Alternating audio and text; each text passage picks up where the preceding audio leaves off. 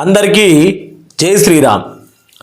Pulivendula Vontimitta ZPTC ఎన్నికల వైపు రెండు తెలుగు రాష్ట్రాలే కాదు యావత్ ప్రపంచంలో ఉన్న తెలుగు ప్రజలంతా చూస్తూ ఉన్నటువంటి దృశ్యము. ఈ దృశ్యము ఏ రకంగా అంటే ప్రజలు ఏదైతే తీర్పిస్తారో దానికి కట్టుబడి ఉండాలా ఖచ్చితంగా.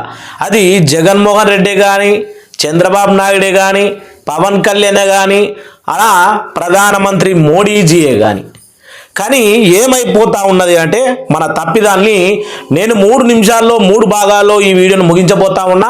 ఇందులో కొన్ని తప్పిదాలు, ఇంటి పెద్ద కరెక్ట్గా లేకపోతే ఇంట్లో ఎవరు ఇష్టానుసారంగా వాళ్ళు ఎగుతారు.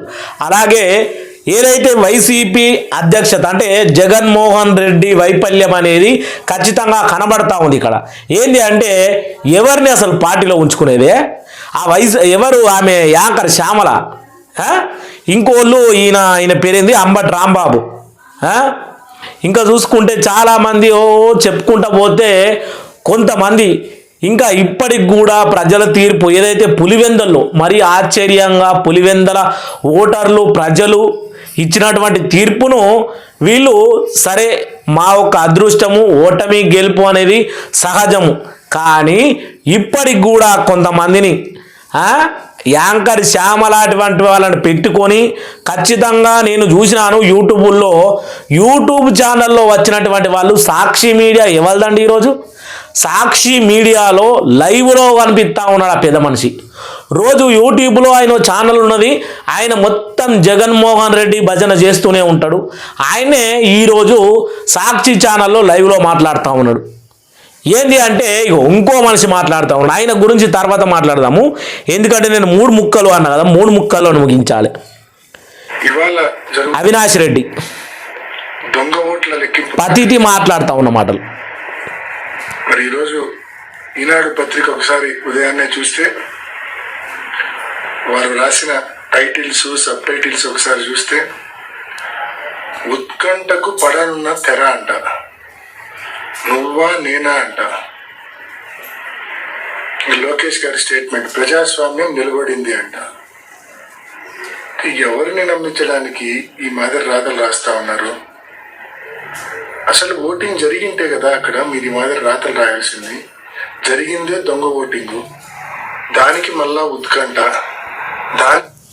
అంటే వైసీపీలో ఉన్నటువంటి అసలైన ఘోరం ఇదే. గెలిస్తే మా వంతు, ఓడిపోతే మాత్రము ఆడ ఓటింగే జరగలేదు, ఆడ ఏదో అయిపోయింది అని ఎవరి మీదో నిందెత్తడం కాదు. అసలు మన నాయకత్వ లోపాలు ఏమున్నాయి? మనం ఎవరిని పెట్టుకోవాలా? ప్రజల గురించి ఎవరికి తెలుసు? ఆ యాంకర్ శ్యామలాకు తెలుసా? ఇటు జబర్దస్త్లో ఉండి తెలుగుదేశంలో నుంచి జంప్ అయిన ఈమెకు ఎవరికి ఆమెను ఏమంటారు, ఆమెను డైమండ్ రాణి రోజాకు తెలుసా? అంబటి రాంబాబు అంటారు, ఏమంటారు ఆయనకు తెలుసా? లేకపోతే ఈయన పేరేంది అనిల్ కుమార్ యాదవో భూదవో ఆయనకు తెలుసా? అసలు ఎవరు ఇంకా చాలామంది ఉన్నారు ఎత్తుకుంటా పోతే. కూడా నానికి తెలుసా? ఎవరికి తెలుసు అసలు ప్రజాస్వామ్యం గురించి? ఎవరికి తెలియదు కదా. ఇలాంటి నాయకులు ఉంటే మాత్రము ఖచ్చితంగా 11 టీం బ్యాచ్గా మారడం ఖాయము.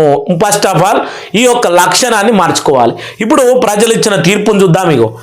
ప్రజలు టీడీపీకి పులివెందల అంటే వైఎస్ఆర్సీపీ కంచుకోట అనేది ముఖ్యంగా వాస్తవమైన విషయము. ఇక్కడ పులివెందల్లో టీడీపీకి 6,735 ఓట్లు రాగా, ఇటు చూసుకుంటే ఇదే పులివెందలలో వైఎస్ఆర్సీపీకి 683 ఓట్లు.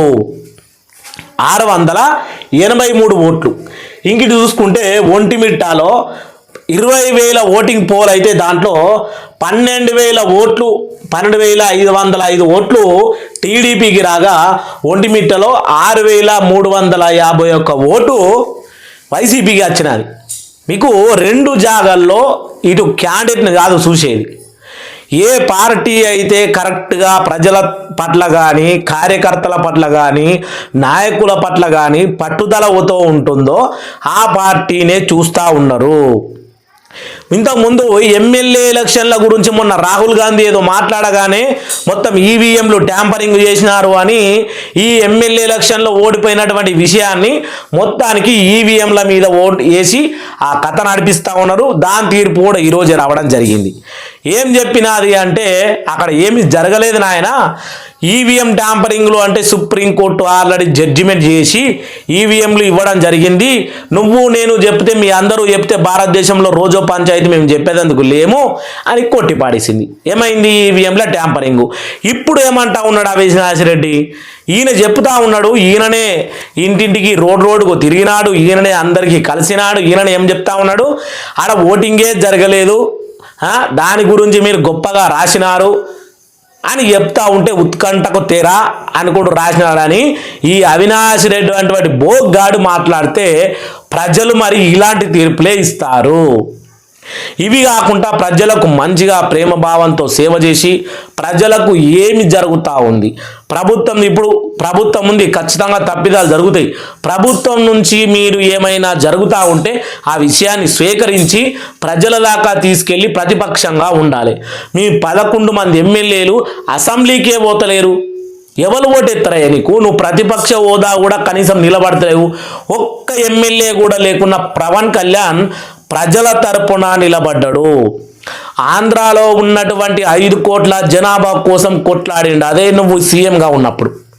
మరి నువ్వు 11 మంది ఎమ్మెల్యేలు పెట్టుకొని ఎక్కడ ఉంటున్నావు అంటే పొద్దున్నే ఈరోజు హెలికాప్టర్ వేసుకొని అనంతపురానికి వెళ్ళిపోయినాడు. ఇది నీ నాయకత్వం యొక్క శైలి. అందుకే ఓటమి అనేది నిన్ను వెంటాడుతూ ఉంది. కానీ వైసీపీ కార్యకర్తలందరికీ నేను వైసీపీ అంతరాత్మగా మీకు చెప్పేది ఏంటి అంటే నేను మొన్ననే జాయిన్ అయినాను మన పార్టీలో వైసీపీ అంతరాత్మ కార్యకర్తగా. కాబట్టి మనం ఇప్పుడు బోరున ఏడ్చేది కాదు, ప్రజలకు ఏం కావాలో చూద్దాము, దాని గురించి చెప్తా ఉండ. లేకపోతే ఆడదాం ఆంధ్ర, లిక్కర్ స్కాము, ఏదంటే ఇసుక మాఫియా, ఇలాంటివి చేసుకుంటూ పోతే తీర్పులు ఇలాగే ఉంటాయి. మళ్ళీ కలుద్దాం. అందరికీ జై పులివెందల, జై శ్రీరామ్, జై శ్రీరామ్.